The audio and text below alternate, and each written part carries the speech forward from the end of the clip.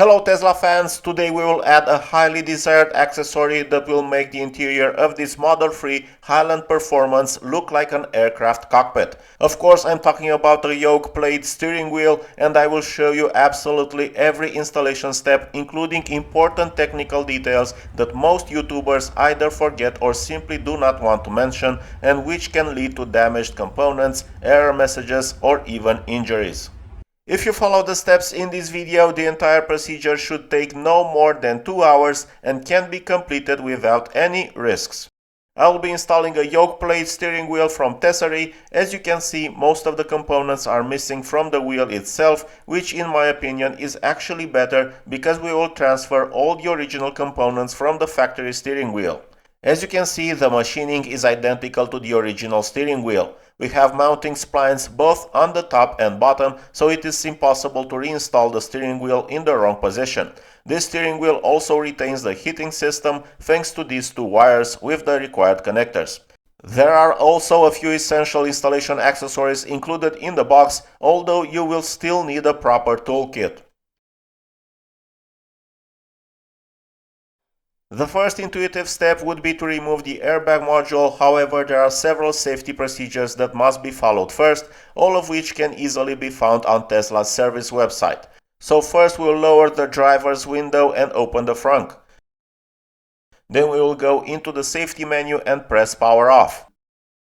We can now remove the underhood apron. Here we will find the 16-volt battery and the special low-voltage connector, since this system is different from the older Model 3 design that used a conventional 12-volt battery with terminals. To remove the connector, first pull the green locking tab outward. Then press the release tab on top and slide the locking mechanism outward. Once unlocked, the connector can be lifted upward and removed. Wait at least 2 minutes before removing the airbag module to allow the capacitors to fully discharge.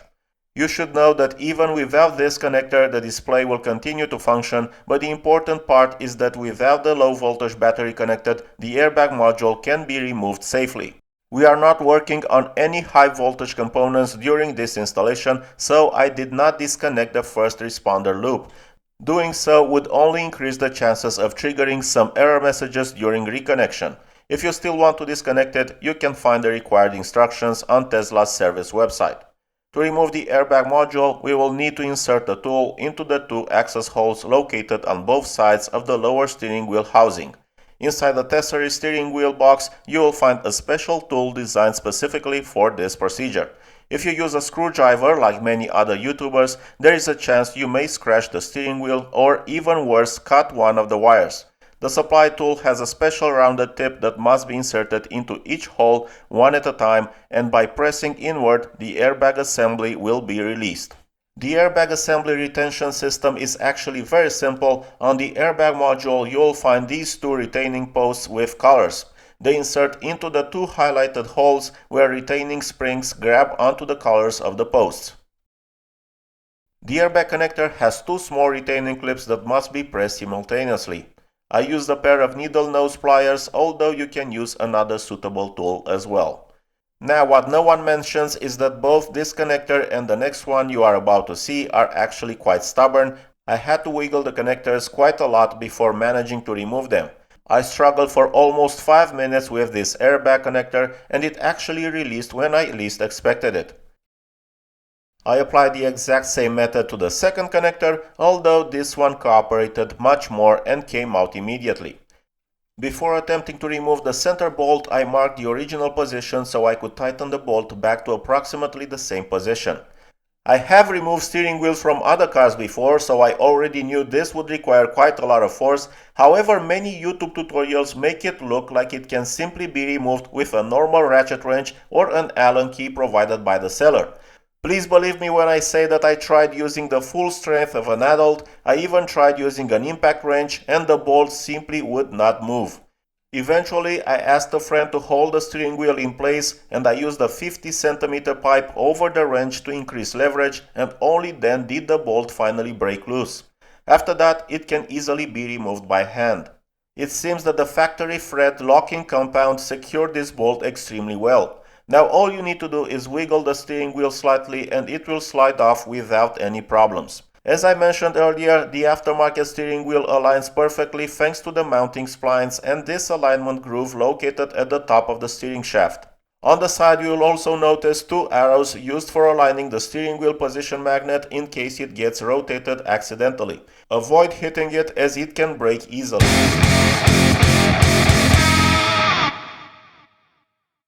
We can now move on to disassembling the original steering wheel components.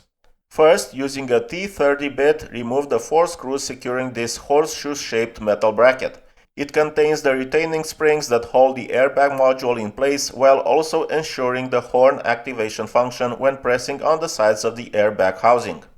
While removing the screws, you'll notice that they are not tightened all the way, and I will later explain how they must be adjusted during reinstallation.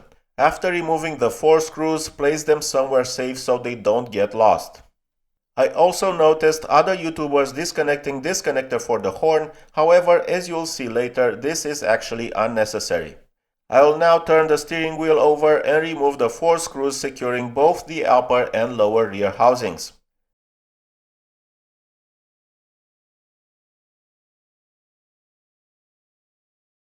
Remove this V-shaped cover using a plastic trim removal tool. The gap around it is extremely small, so any metal tool can easily chip the plastic edges. Underneath the V-shaped cover there are 3 additional T8 screws that must be removed. These screws secure the front V-shaped cover, so it will fall once the final screw is removed. The upper rear housing is also secured by 2 screws inserted from the inside this time. I will once again use a T8 bit to remove them. You can insert the bit through the openings in the horseshoe-shaped airbag bracket.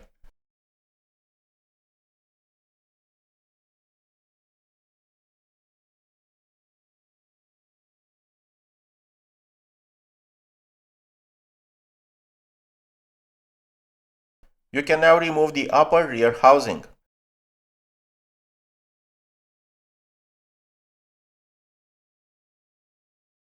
On the inside we have the steering wheel heating connectors, which first need to be released from their plastic mounting clips before being disconnected.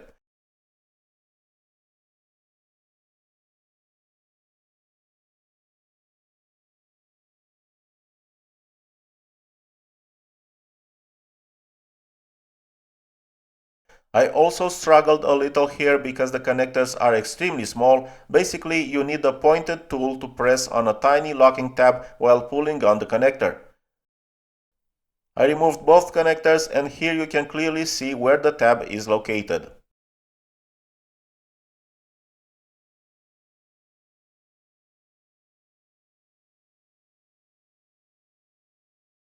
Now we return to the rear side and remove the screws securing the steering wheel control console to these plastic mounting brackets. The 2 heating connectors are also attached to these same brackets. We now remove the 3 screws from the second bracket. After that, I detached the lower housing as well. At this point I expected the wiring harness to come out easily, however I forgot about a ground wire held by 1 screw that I could have removed much earlier but simply overlooked. You can remove it right from the beginning if you want. That was basically the disassembly process for the original steering wheel components, so now we can start installing them onto the aftermarket wheel. The steps will obviously be performed in reverse order, so I will begin by securing the ground wire.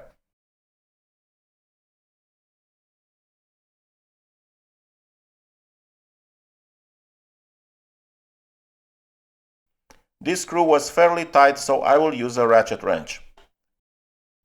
I will now position the wiring harness exactly as it was before.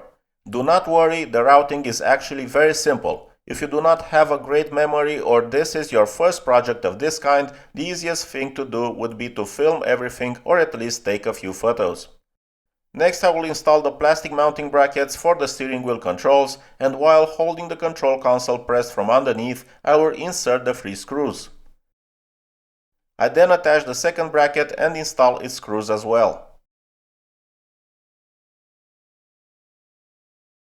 I perform one final check of the control console alignment before tightening everything completely. Everything looks fine, so I can fully tighten the screws and move on. I will now secure the wiring harness onto the brackets. This part is very simple. The wires sit directly next to the mounting clips.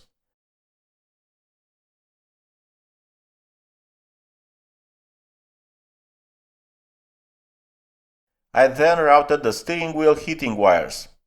The channel molded into the plastic steering wheel control bracket clearly shows the exact path the wires should follow.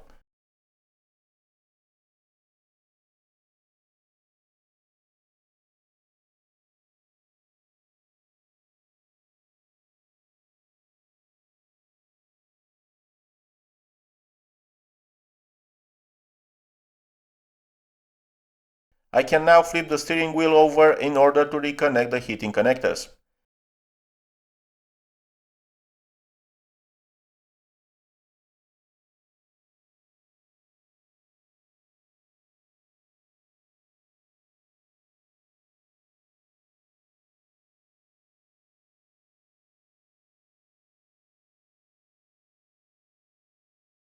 We clip the connectors back into the mounting clips, and once again you can clearly see a dedicated channel that guides the wires.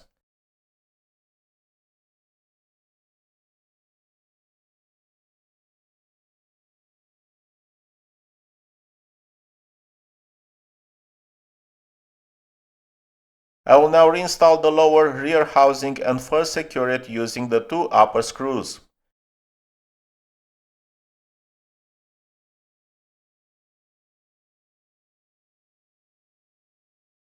Do not over-tighten them as the plastic can crack. I can now reinstall the upper housing.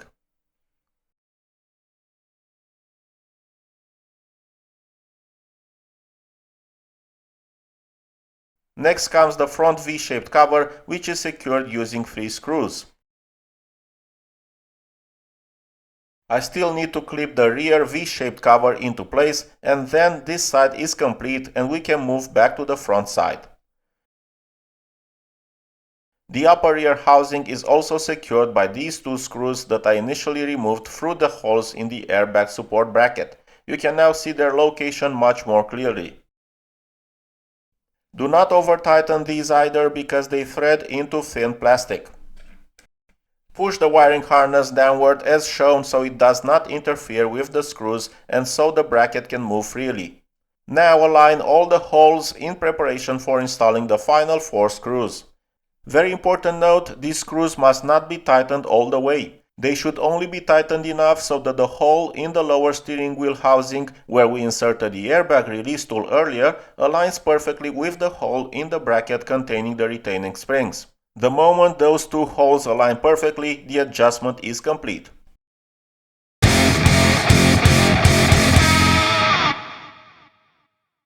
Make sure there is no dirt on the aftermarket steering wheel splines and apply a small amount of grease.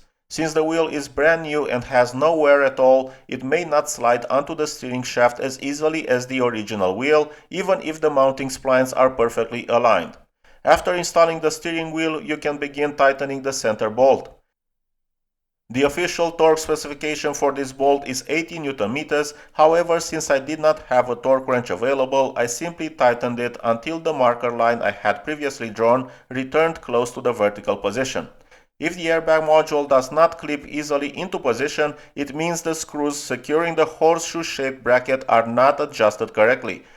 And that was all. The installation process might look more complicated than it actually looks in the video. The steering wheel from Tesery looks absolutely fantastic, and thanks to this extremely detailed tutorial, you should be able to install it in around 2 hours. In the description and comments you will also find links to this steering wheel as well as the Tesery CarPlay display that I am also using, together with a 5% discount code valid for any product on their website. Do not forget to leave a like, a comment, or even subscribe to the channel. Take care and see you in the next video.